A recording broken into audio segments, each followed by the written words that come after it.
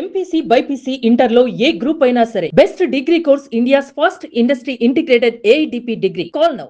సత్యనారాయణపురం రవీంద్ర భారతి స్కూల్లో ఘోరం జరిగింది. 8th క్లాస్ చదువుతున్న పాప వాష్రూమ్ అని చెప్పి వెళ్ళి బిల్డింగ్ పైనుంచి దూకి అటెంప్ట్ చేసుకుంది. ప్రస్తుతం సత్యనారాయణపురంలో రవీంద్ర భారతి స్కూల్ దగ్గర ఒకసారి బిల్డింగ్ని చూపించే ఒకసారి ప్రయత్నం చేస్తాను. ఒకసారి చూడండి. దాదాపుగా 4 ఫ్లోర్లు హైట్ ఉన్న ఈ బిల్డింగ్ 4th ఫ్లోర్లో నుంచి పాప దూకినట్టుగా కూడా చెప్తున్నారు. ఎందుకంటే ఇంక ఎక్కడి నుంచి కూడా పాప దూకడానికి వీలు లేకుండా ప్రతి ఫ్లోర్కి కూడా విండోస్ మొత్తానికి కూడా గ్రిల్స్ ఉన్నాయి. సో పాప వాష్రూమ్కి వెళ్తానని చెప్పిన పైన చూస్తే ఎల్లో కలర్ ఉన్న ఆ విండో ఉంది. ఆ విండో దగ్గర వాష్రూమ్ ఉంది. బట్ పాప అక్కడ విండో నుంచి దూకడానికి కూడా స్కోప్ లేదు. ఎందుకంటే పూర్తిగా అంతా గ్రిల్స్ ఉంది కాబట్టి టెర్రస్ నుంచి పాప చేసిందేమో అని ఒక డౌట్ అయితే పడుతున్నారు. సో అక్కడి నుంచి పాప పడితే ఈ కింద ఇప్పుడు నేను నిలబడిన ఈ ప్లేస్లో పాప కింద పడినట్టుగా కూడా ఇక్కడున్న ఆనవాళ్ళు బట్టి అర్థమవుతుంది. ఎందుకంటే ఇక్కడున్న రక్తపు ఏవైతే మరకలతో పాటు పాపకు సంబంధించిన హెయిర్ కూడా ఇక్కడ కనబడుతోంది.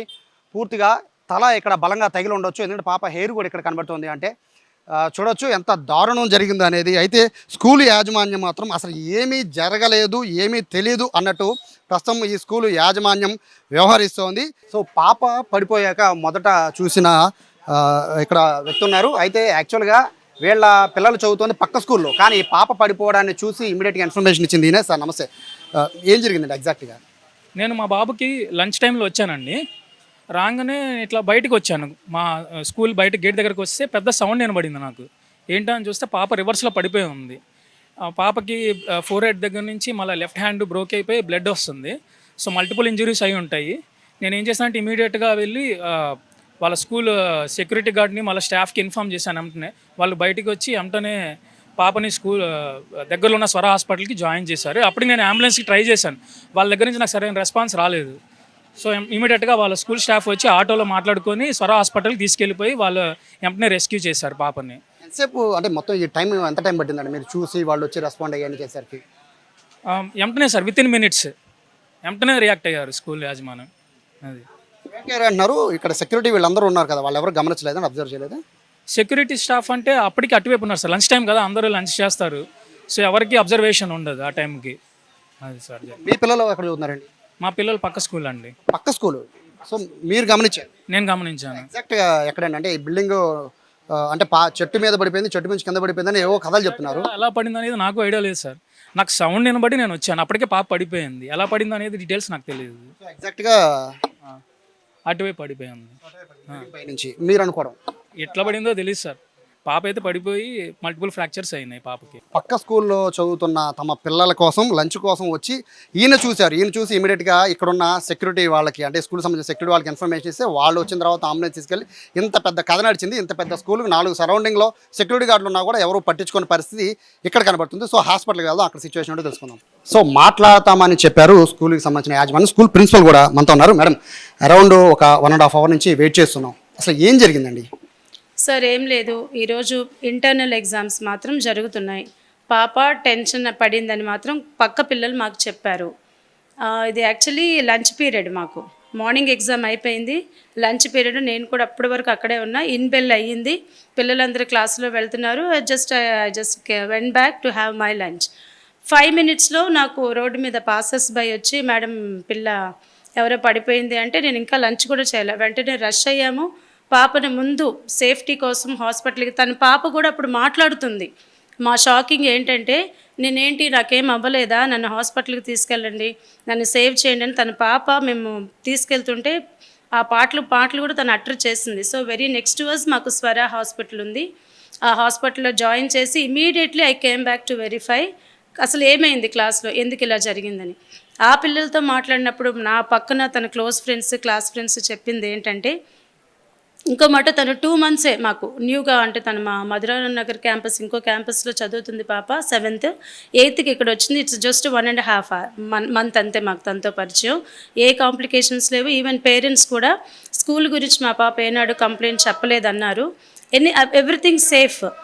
నేను పిల్లలతో మాట్లాడినప్పుడు వాళ్ళు చెప్పింది ఏంటంటే, మార్నింగ్ వచ్చిన దగ్గర నుంచి తను కొంచెం టెన్స్ ఫీల్ అయింది మేడం, నేనేం చేయాలి, నాకేం అర్థం కావట్లేదు, ఏం రాయాలి, నాకేం రాదు అన్నట్టుగా తను ఫీల్ అయిందని వాళ్ళు చెప్పారు. క్లాస్లో పూరా మేడం మా పాప తను యావరేజ్ స్టూడెంట్స్, తను బేసిక్గా తనకి ఇల్ హెల్త్ ఉంది సార్, ఏదో రెగ్యులర్గా స్కూల్కి రాదు తను, సిక్ అవుతూ ఉంటుంది, చాలా క్వైట్గా అబ్సెంట్ అవుతూ ఉంటుంది పాప.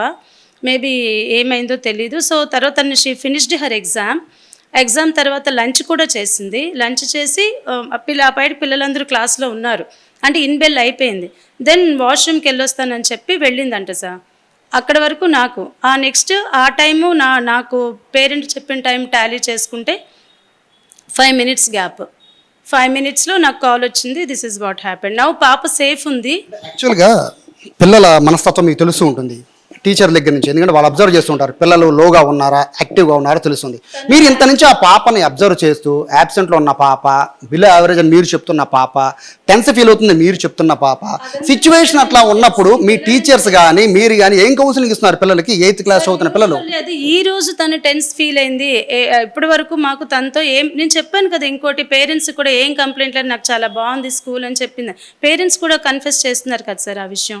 నేను ఫోన్లో మాట్లాడండి పేరెంట్స్, మా పాప బ్రిలియంట్ స్టూడెంట్ బాగా చదువుతుంది అని చెప్పి వాళ్ళ నాన్నగారు నాతో చెప్పిన మాట, వాళ్ళ బంధువులు నాతో చెప్పిన మాట, మీరు ఇక్కడికి వచ్చి దాట వేసే ప్రయత్నం ఏదో చేస్తున్నారు. బహుశా టీచర్ ఏమైనా కొట్టారు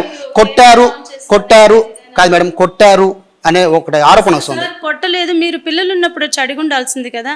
పోలీస్ వచ్చారు, డిఈఓ మేడం వచ్చారు, అందరూ ఎంక్వైరీ చేశారు. ఏ పాప ఏ టీచర్ కొట్టారని అయితే చెప్పలేదు, అసలు కొట్టలేదు, మేము కొట్టే ఛాన్స్ అయితే లేదు. మేడం ఒక చిన్న మాట మేడం, అటెంప్ట్ చేసుకునే పరిస్థితి వరకు వచ్చారు అంటే ఖచ్చితంగా స్కూల్లో మేడం ఒకటి పాప సెట్ అవుతుంది. Now she is in conscious. మీరు పాప నేను అంటుంది పాప సెట్ అవుతుందా లేదు కాదు మేడం, 4th floor లోంచి పాప దూకేసినప్పుడు మీరు కనీసం 4th floor కి పైన టెర్రస్ ఉంటుంది, ఇంతమంది పిల్లలు 100 మంది పిల్లలు ఉన్నప్పుడు టెర్రస్ కింద మీరు లాక్ అయ్యలేదు. 45 years నుంచి టెర్రస్ మేము ఎప్పుడు లాక్లోనే ఉంచుతాం సార్. ఎస్టర్డే ట్యాంక్ క్లీనింగ్ కోసం తీశారు, ఎస్టర్డేనో దిస్ మార్నింగ్ ట్యాంక్ క్లీనింగ్ కోసం, వాటర్ క్లీనింగ్ కోసం తీశారు. అది మా మిస్టేక్, అది నేను చెప్పాను. పిల్లలందరూ తెలుసా అండి పైన టెర్రస్ క్లోజ్ అయిపోయి ఉంటుందని? అందరికీ తెలుసు సార్. ఈ పాప నిన్నే వెళ్ళి మీరు ట్యాంక్ క్లీన్ చేయడం పాప చూసి టెర్రస్ మీదకి వెళ్ళి మీరు అనుకున్నారా? నిన్నేమి కాదు, ఈ రోజు తనకి ఏదో టెన్స్ అయింది అన్నారు కదా, ట్రైల్ వేసి ఉంటుంది నేను అనుకున్నాను. ఇంకా స్టెప్స్ వైపు ఎక్కి పైకి వెళ్ళింది. మేడం ఒక పాప ఎవరైనా చేయాలనుకుంటే తన బాడీ లాంగ్వేజ్ క్లియర్గా అర్థమైపోతుంది. అది ఫస్ట్ బాధ్యత ఒకసారి చూస్తాను. ఫస్ట్ బాధ్యత టీచర్కి ఉంటుంది కదా. సో టీచర్ ఏమో గమనించలేదా సార్? టీచర్ క్లాస్లో ఉన్నారు, తను వాష్రూమ్ కని వెళ్ళింది. వాష్రూమ్కి యూజువల్లీ పిల్లలు వెళ్తూ వస్తూ ఉంటారు, ప్రతిసారి పిల్లలు వాష్రూమ్కి అడిగినప్పుడు వెళ్తారు వచ్చేస్తారు. ఇది it's an unexpected thing. So teacher next class జరుగుతూ ఉంది, she was in the class, teacher కూడా ఉన్నారు క్లాస్లో. మీకు ఇన్ఫర్మేషన్ వచ్చి ఇమీడియట్గా మీ స్టాఫ్ వెళ్ళారంటారు. సో ఇప్పుడు చెప్పండి పాప సిచ్యువేషన్ని ఇప్పుడు స్టిల్ నౌ ఎలా ఉందంటున్నారు? సార్ పాప నేను చెప్పాను ఆటోలో ఎక్కేటప్పుడే షీ వాజ్ టాకింగ్ అనేసి మాట్లాడుతుంది. నేను అక్కడ ఉన్నంతసేపు తన స్కాన్కి అంతా తీసుకెళ్లారు. డాక్టర్స్ చెప్పింది ఏంటంటే లెగ్ దగ్గర కొంచెం స్కిన్ క్రష్ అయింది.